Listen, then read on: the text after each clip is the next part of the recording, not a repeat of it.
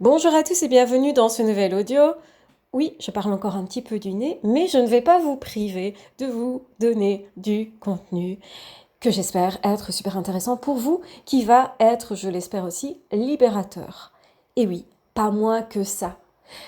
Aujourd'hui, nous allons aborder un sujet non encore abordé, et j'adore ça, vous le savez, c'est vraiment le sujet de qui sont ces êtres derrière les pervers narcissiques.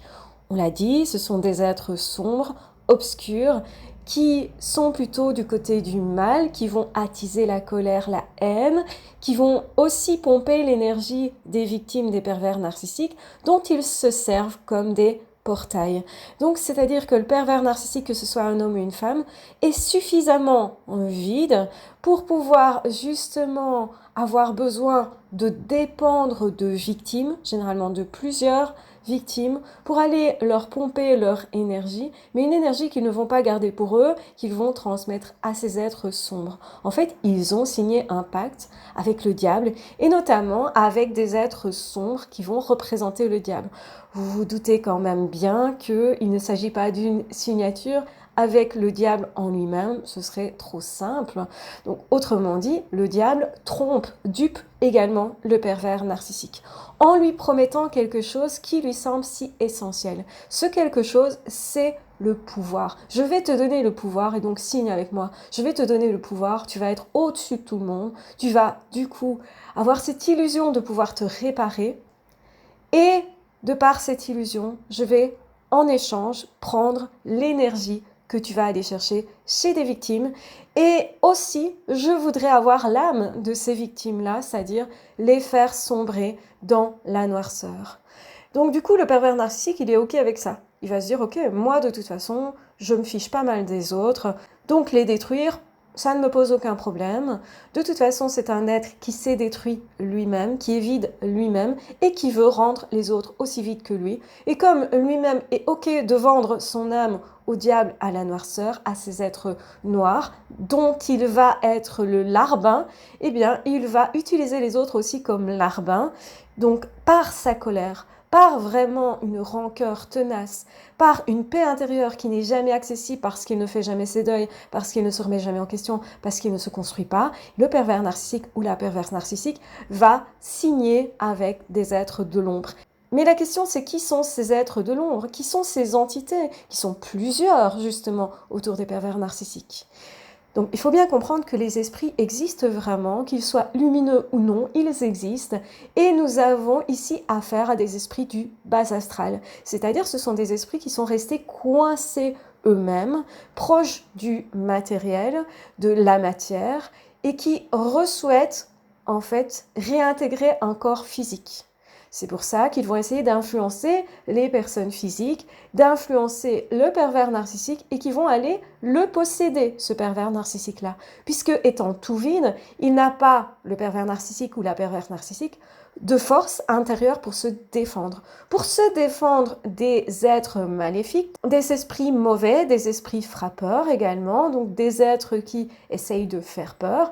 Donc ces êtres-là vont essayer d'attaquer des personnes qui sont lumineuses, qui sont pleines d'énergie, d'amour, etc.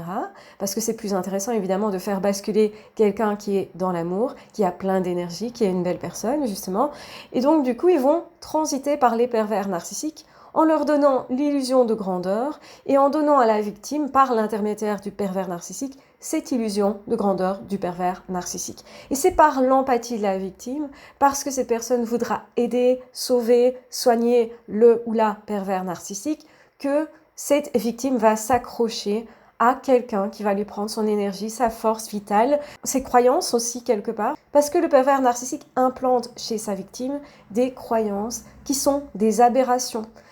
Donc, autrement dit, on croit des choses qui ne sont plus vraies, en fait, sur nous, principalement, sur nos forces à nous. On se croit nul, faible, on se croit aussi vraiment enfermé, alors qu'en fait, on a une puissance et qu'on pourrait se dégager de ça. Donc, ce qui est important et ultra important, c'est de comprendre que la personne qui est perverse narcissique est utilisée par des entités qui sont des entités du bas astral et qui sont des entités qui, elles aussi, errent et espèrent regagner, en fait, le matériel, donc le corps. Donc ce sont des êtres qui sont restés attachés à la terre plutôt que de se tourner vers la lumière. C'est un choix, donc c'est-à-dire que ces personnes-là n'ont pas cru justement à autre chose non plus que de la puissance, vont aussi être des pervers narcissiques qui étaient incarnés, qui maintenant sont désincarnés, qui veulent utiliser quelqu'un et qui donc ne vont avoir aucun scrupule à utiliser le pervers narcissique justement comme portail organique. Donc autrement dit, les êtres égarés vont se mettre à errer, à hanter des lieux, à être justement dans le bas astral parce qu'ils sont toujours dans la colère, dans la haine, dans le ressentiment, ils veulent se venger, donc ils veulent justement récupérer une vie qu'ils n'ont plus, récupérer une puissance qu'ils n'ont plus, et ils continuent en fait dans le non-amour, dans le fait de ne penser qu'à soi, dans le fait d'utiliser les autres, dans le fait de vouloir attiser la blessure de l'autre, et ils vont donc attiser les colères, les rancœurs, les tristesses, etc. Et donc, du coup, ils vont pousser, notamment le pervers narcissique, à consommer, pour justement avoir un portail qui est plus ouvert pour pouvoir intégrer ce corps-là du pervers narcissique. Et donc, du coup, ces entités noires vont toujours être à proximité des pervers narcissiques, particulièrement au moment où celui-ci, celle-ci, sont encore plus en colère, encore plus en tristesse aussi, même si ces personnes-là évitent de se regarder en face, donc évitent les émotions, etc., évitent la vie, évitent aussi, évidemment, de croire à l'amour, et se moquent de l'amour et se moquent de Dieu. Donc, les êtres qui ne croient pas en Dieu ne peuvent pas se tourner vers la lumière, ne peuvent pas recevoir de l'aide à ce niveau-là. Et donc, c'est pour ça que les êtres noirs vont se tourner vers les vivants et notamment les êtres qui sont ouverts, qui sont portails organiques. Donc, autrement dit, les êtres noirs sont des anciens pervers narcissiques désincarnés, mais pas que. Il y a aussi des psychopathes, des personnes qui avaient des troubles de personnalité et qui gardent ces troubles de personnalité, qui ont servi le mal déjà sur Terre et qui n'ont pas appris de leur vie et qui veulent à nouveau en fait dominer, écraser, manipuler, manœuvrer et qui pour faire ça vont justement infester des humains. Donc chercher à influencer et chercher à faire agir. Donc à travers le pervers narcissique, les êtres noirs vont agir. Donc ça veut dire que le pervers narcissique, il a signé pour, il est d'accord. Donc c'est pas quelqu'un qui s'est démis de sa responsabilité. Donc c'est bien quelqu'un qui est responsable, qui s'est dit ok, moi aussi je veux servir le mal. Ok, on a la même envie, donc on s'associe. Et donc les pervers narcissiques sont capables de s'associer, qu'ils soient décédés ou non, qu'ils soient incarnés ou non, justement. Ça, on n'en avait encore jamais parlé. Bien sûr que sur Terre, on va voir des pervers narcissiques incarnés qui vont se soutenir mutuellement, qui vont s'admirer même mutuellement, qui vont en fait admirer la puissance de l'autre parce qu'ils veulent être à leur place et ils veulent en fait écraser l'autre. C'est pas une vraie complicité comme on pourrait le penser, donc comme certaines personnes qui justement fonctionnent dans l'amour pourraient avoir. Donc la complicité de l'amour, ils ne la connaissent pas. Donc autrement dit, dès qu'il y a une possibilité, on va voler à l'autre et donc les êtres noirs volent au pervers narcissique la moindre source d'énergie également. Et justement, ils vont duper le pervers narcissique en lui disant quelque part tu vas être grand, fort, etc. Mais le pervers narcissique se rend compte qu'il n'est pas fort, grand, etc. Qu'il est tout le temps confronté justement à sa nullité, à sa bassesse, au fait qu'il est moins que les autres, qu'il y arrive moins, etc. Et donc, encore plus, il pourrait demander encore plus, du coup, aux êtres sombres d'intervenir dans sa vie, en fait. Mais en même temps, il en a peur. Donc, il ressent que ces êtres-là l'influencent et pourraient lui faire du tort. Et c'est vrai à partir du moment où on a la peur qui agit, où on est dans la colère, le ressentiment, des émotions qui sont négatives. C'est ça qui permet aux êtres maléfiques, désincarnés, aux esprits noirs, du coup, d'agir sur un être humain. Donc nous, par exemple, si on ressent une attaque, la première chose qu'on doit faire, c'est arrêter d'avoir peur. Alors c'est facile à dire, pas forcément facile à faire, mais quand on prie, qu'on appelle soit des personnes décédées qu'on connaît qui nous protègent, soit nos protecteurs, parce qu'on en a tous, des anges gardiens, des choses comme ça, on en a tous. On a aussi des guides spirituels, donc qui nous poussent à aller vers le bon chemin pour nous.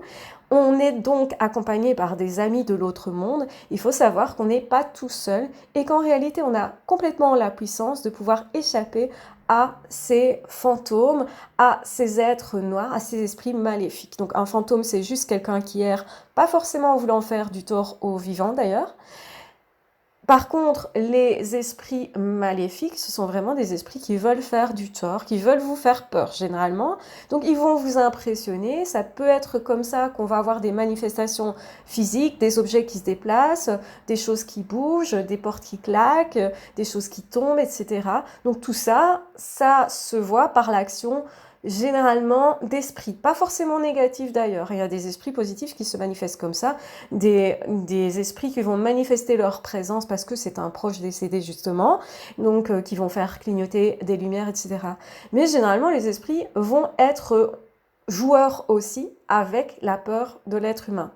Et la peur, ils ne vont pas savoir la lire, sauf sur votre visage. Donc, les émotions se voient un minimum si vous vous mettez à trembler, à suer, à devenir tout rouge, à effectivement changer de visage. Ben ça, ils savent interpréter. Donc, ils ne connaissent pas vos pensées, mais par contre, par vos pensées, vous pouvez les chasser. Vos pensées sont plus puissantes, justement, quand vous vous mettez à prier, quand vous vous mettez justement à leur dire avec force, tu t'en vas. Je suis en mesure de te faire partir parce que c'est ma place, c'est mon corps par exemple, c'est l'endroit où je vis et tu n'as pas à être là. Ce n'est pas ta place, toi tu n'es plus incarné, il y a une raison. Donc quand vous, avec force, vous leur sommez de s'en aller, ils vont devoir s'exécuter. Non pas sans colère, parce qu'en fait, vous prenez du pouvoir sur eux. Vous avez vraiment le pouvoir. Vous êtes une personne qui avait vraiment le pouvoir sur votre vie, sur vous-même, parce que c'est votre place, tout simplement. Donc, par définition, vous êtes plus fort que ces esprits noirs-là. Donc, si jamais vous en voyez, vous en rencontrez, essayez de vous calmer. C'est pas évident parce que c'est assez impressionnant. Quand on voit ça, c'est assez impressionnant. On n'oublie pas, généralement, quand on a vu ça une fois, on n'oublie jamais. Et justement, le risque, c'est d'avoir peur d'en revoir ou d'avoir peur des conséquences. Donc sachez que vous êtes toujours en mesure de vous défendre et que rien de tel que de prier Dieu qui va intervenir à ce moment-là et c'est instantané en fait. Donc ce qui est très très important aussi, c'est de savoir que plus vous allez être bien dans votre peau, moins vous êtes atteignable, justement. Parce que plus vous savez gérer vos émotions, moins vous êtes dans la colère, moins vous êtes dans la haine, plus en fait vous allez vous positionner face à l'esprit qui est frappeur, qui est négatif, etc., qui est noir, qui est en réalité en souffrance aussi, plus vous allez prier pour cet esprit, plus vous allez avoir de bonnes intentions par rapport à l'esprit, vous allez souhaiter, par exemple, que cette personne s'apaise. Vous allez dire à l'esprit, ok, je vois que tu es en colère, je vois que tu essayes d'intervenir. Non, stop, tu ne peux pas. Ça, c'est une première chose. Je te mets un stop, je te mets des limites. Et je veux pour toi que tu t'apaises. Je souhaite pour toi, sincèrement, t'envoyer beaucoup d'amour. Et généralement, les esprits frappeurs ne supportent pas ça et vont s'en aller directement parce qu'ils ne veulent pas recevoir de l'amour. Alors, à l'inverse, les fantômes qui errent, qui sont en souffrance, parce qu'en fait, ils sont pas conscients qu'ils sont morts, ils ne se rendent pas compte de ce qu'ils doivent faire pour aller dans la lumière.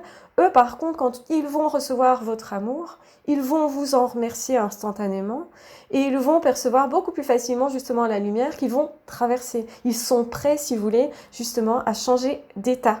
Par contre, effectivement, les êtres négatifs, les esprits noirs, qui sont derrière le pervers narcissique, qui sont d'autres pervers narcissiques ou des personnes vraiment qui sont dans la haine, la colère, la rancœur, dans vraiment quelque chose de noir en fait au niveau émotionnel, eh bien ces esprits-là, ils vont s'échapper pour ne pas recevoir votre amour, pour ne pas justement en fait être perturbés à ce niveau-là émotionnellement. Parce que quand ils reçoivent de l'amour, ils sont obligés de s'ouvrir quelque part un minimum.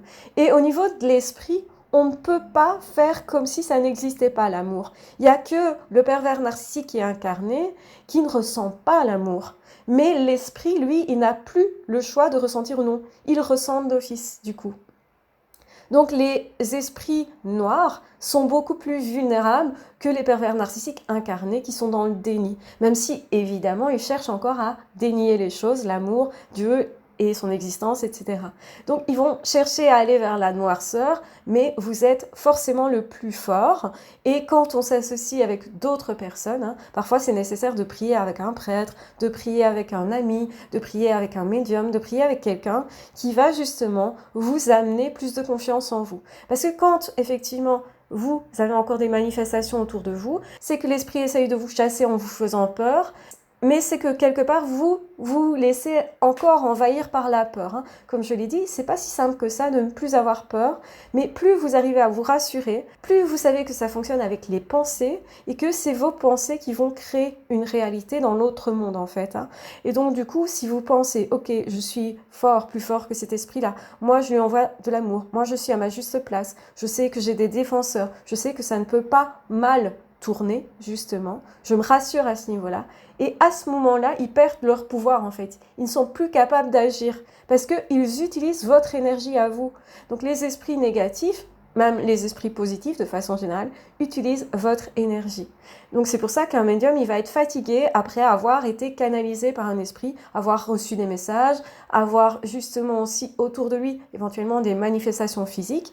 C'est quelque chose qui va lui prendre de l'énergie en fait, parce que l'esprit utilise toute forme d'énergie. Ça peut être utiliser la lumière, utiliser un appareil électrique, et c'est pour ça qu'il y a des appareils électriques qui vont tomber en panne quand il y a des esprits, et notamment autour des pervers narcissiques. On peut observer ça autour des médiums également. Donc quand les appareils tombent en panne, ça ne veut pas dire que c'est forcément négatif et mauvais. Il faut regarder en réalité à quoi j'ai affaire exactement. Et vous allez le sentir dans l'ambiance aussi, parce que les esprits négatifs sont capables de mettre une certaine ambiance lourde et assez, comment dire, et qui justement va être perturbante si vous n'êtes pas calme au fond de vous.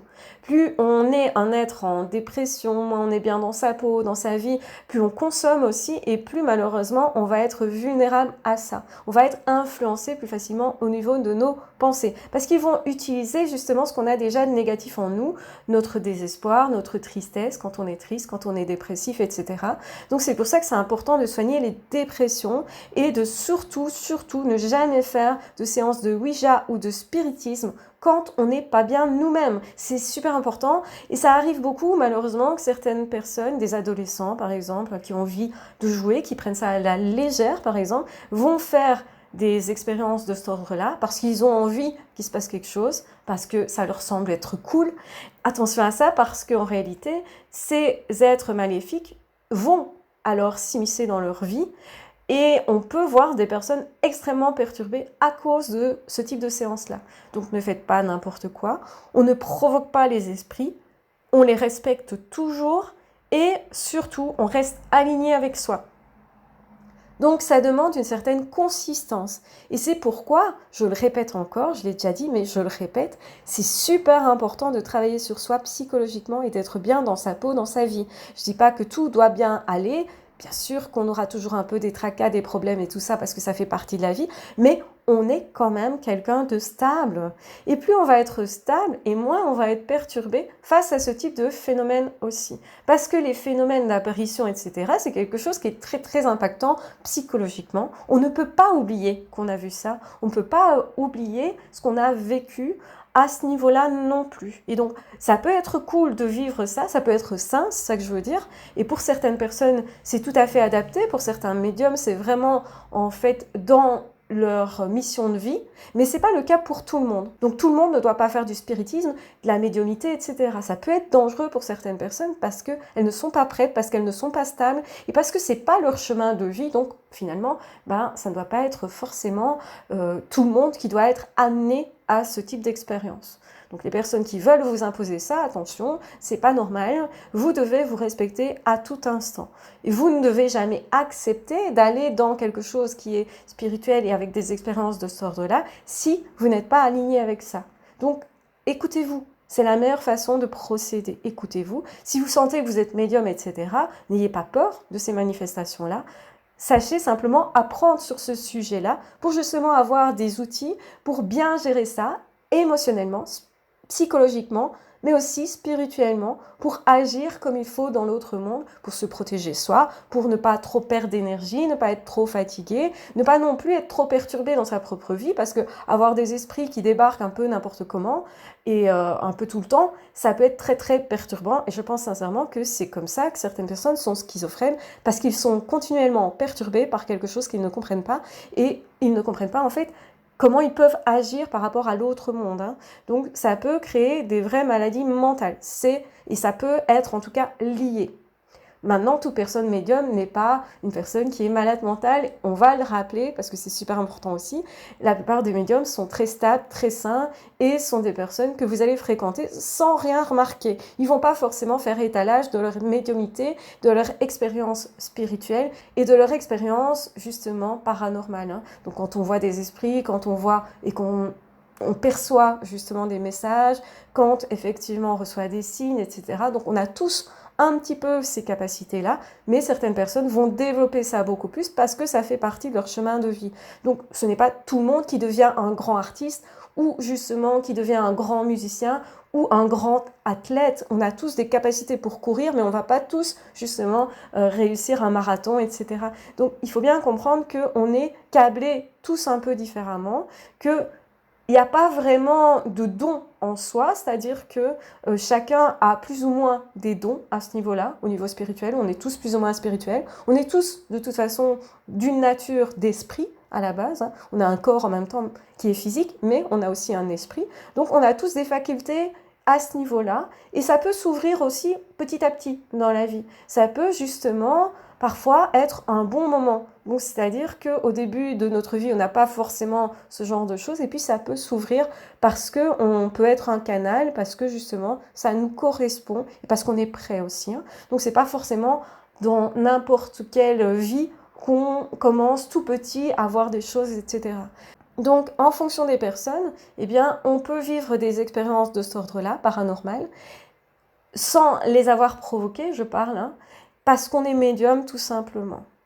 Quand on est médium, il va falloir faire attention justement aux esprits négatifs, savoir comment se défendre, savoir comment gérer très bien ses émotions de colère, de haine, de ressentiment, etc. Et préférer toujours l'amour. Et de toute façon, savoir que quand on a choisi, et on ne peut pas être atteignable. On peut juste constater des phénomènes, regarder effectivement l'esprit noir devant nous, mais on ne va pas forcément ressentir de la peur, contrairement à ce qu'on pourrait penser. Donc, c'est-à-dire, beaucoup de personnes vont dire « Ah non, moi, si j'avais quelqu'un qui m'apparaît là, devant moi, oulala, j'aurais peur, etc. » Puis quand ça se produit, la personne n'a pas forcément peur, en fait. Hein, ou la personne n'est pas forcément mal à l'aise. On peut tout à fait être face à un esprit qui nous apporte beaucoup de paix. Et donc, en fait, on se sent extrêmement bien face à ce type de vision. C'est le cas des personnes, d'ailleurs, qui ont eu des apparitions maritales, etc. Donc, ça peut être impressionnant. Ça reste impressionnant parce que c'est quand même inattendu. Donc, quelque part, on est surpris. Ça, c'est normal. Mais on n'est pas angoissé. On n'est pas mal avec ça. Au contraire, on peut même ressentir beaucoup de paix, d'amour, de joie et de bonnes émotions. Par contre, face aux esprits négatifs, noirs, on va ressentir généralement une méfiance quand même et une force en même temps. Donc j'espère que c'est la force qui va prendre justement le dessus, où vous allez vous dire « Ok, j'ai le pouvoir d'arrêter cet esprit-là, je ne me laisse pas faire, c'est mon territoire, tu ne viens pas. » Et on peut parler directement à l'esprit. Vous avez tout à fait les moyens de vous défendre par rapport à ça, parce que vous êtes vous-même un esprit en fait. Hein. Donc souvent on se dit « Mais moi je ne sais pas quoi faire dans cette situation où ça m'apparaît, etc. » C'est faux, vous pouvez tout à fait apprendre. Hein. Donc au début c'est un peu perturbant quand même, parce que on se pose des questions quand on vit ça quand même. On se dit « Waouh, comment ça se fait que je vois des choses comme ça ? Comment ça se fait ? Est-ce que ça va se reproduire souvent ? Est-ce que on va me laisser un peu tranquille aussi ? Ça peut être ça. Parfois, on apprend à refermer la porte pour être tranquille au moins quelques mois parfois. Donc, c'est pas tout le temps. On peut se poser la question, est-ce que ça va pas disparaître ? Puisqu'un don peut-être n'existe peut-être qu'à l'adolescence et puis ça disparaît. Moi, c'est ce que j'ai cru. Pas du tout, en fait. Hein. Donc, généralement, quand on est médium, on le reste. On le reste toute sa vie. Et il va falloir décider qu'est-ce que je fais de ça. C'est pas forcément que je vais faire des consultations. Quand on entend parler de médium, on pense à la petite madame qui est dans sa roulotte là avec un foulard sur la tête, des grandes boucles d'oreilles, avec beaucoup de maquillage. Enfin, il y a des clichés à ce niveau-là et qui est un peu arnaqueuse comme ça, qui prédit des choses qui sont suspectes. C'est pas forcément ça en fait. Il y a un petit peu toute série de types de médiumnité. Il y a des personnes qui sont plus des passeurs d'âme, qui vont plus transférer en fait des messages de personnes décédées, défuntes à des personnes vivantes pour les aider à continuer, à poursuivre leur route, qui vont justement leur dire mais arrêtez de vous culpabiliser avec ceci ou ça. Ça permet en fait de décoincer la personne et de l'aider à passer un cap, à faire son deuil aussi. Ce qui est mauvais, c'est évidemment les personnes qui passent leur temps à aller voir des médiums l'un et l'autre pour garder des contacts avec un défunt parce qu'ils ne veulent pas faire leur deuil en fait, parce qu'ils considèrent que c'est trop douloureux. C'est vrai qu'un deuil ça peut être ultra douloureux comme le fait de perdre un enfant ou un compagnon de vie, un mari, une femme, etc. Donc on peut effectivement être désemparé, c'est tout à fait normal, mais sachons gérer nos émotions, ne se laissons pas avoir non plus par les charlatans, il y a des personnes qui n'ont pas du tout de don à ce niveau-là et qui vont raconter n'importe quoi. Mais généralement on va le sentir, c'est pas cohérent, on va sentir que cette personne, elle essaye aussi d'exploiter, on va sentir en fait de la malveillance, on va pas sentir la bienveillance de la personne. Attention qu'un médium n'est pas là H24 pour vous aider ou ne répondra pas forcément présent à tout, n'est pas obligé non plus de faire des séances. Ça peut être quelqu'un qui vit ça dans sa vie privée sans forcément l'exposer au grand jour, sans forcément en parler d'ailleurs. Ça peut être très challengeant de parler de ça parce qu'on ne sait pas toujours comment on va être reçu. Il peut y avoir justement un frein qu'on se met pour éviter de mettre ça au grand jour parce que on peut avoir peur d'être pris pour une bête de foire ou d'être assailli de trop de demandes aussi. Ça peut être ça. Donc effectivement, comment est-ce qu'on va utiliser cette médiumité, cette capacité-là, ces expériences-là? Moi, personnellement, je préfère transmettre mes expériences ou rassurer des personnes qui vivent ce genre de choses et leur donner justement des outils pour qu'ils puissent vivre mieux avec ça. Je préfère accompagner du coup ces personnes-là plutôt que de faire Madame Irma, je vais te prédire l'avenir, etc., etc. Même si ça peut être possible qu'on lise des choses chez certaines personnes. Ça peut être spontané aussi, on va lire certaines choses qui tracassent la personne et on a des flashs et des choses comme ça. Ça peut être spontané. Donc c'est parfois un petit peu intrusif quand même de rentrer comme ça dans la vie des gens qu'on ne connaît pas. Et parfois on ne sait pas que faire de ça. Donc c'est toujours la question des personnes qui vivent ça. Qu'est-ce que je vais faire de ça? Comment je vais l'utiliser? Comment je vais m'en servir pour essayer de servir le monde et de servir aussi ma vie ou mes proches, les personnes que j'aime, etc. Ça reste une question. Enfin bref, du coup effectivement je sors du sujet, mais sachez que les êtres derrière les pervers narcissiques sont des pervers narcissiques décédés, qui errent toujours du coup, qui sont toujours dans le fait de vouloir dominer l'autre, et là ça tombe bien parce qu'ils peuvent avoir cette position par rapport aux pervers narcissiques, qui voulaient justement ne pas être dominés. Rappelez-vous, la peur des pervers narcissiques, c'est d'être eux-mêmes dominés, utilisés. Et donc du coup effectivement que l'être noir, sombre, et le pervers narcissique, face à une âme lumineuse, comme la victime l'est souvent, eh bien, prennent des risques, effectivement, parce que si en plus cette personne elle est médium, elle va remettre à sa place aussi les êtres noirs qui sont derrière le pervers narcissique, parce qu'elle va les voir, les sentir, s'en apercevoir et mettre des limites. Et ce qu'il faut faire pour se dégager de la perversion narcissique, du pervers narcissique incarné, mais aussi des êtres désincarnés qui sont derrière, qui pourraient tout à fait vous faire des attaques. Ça peut être diurne ou nocturne.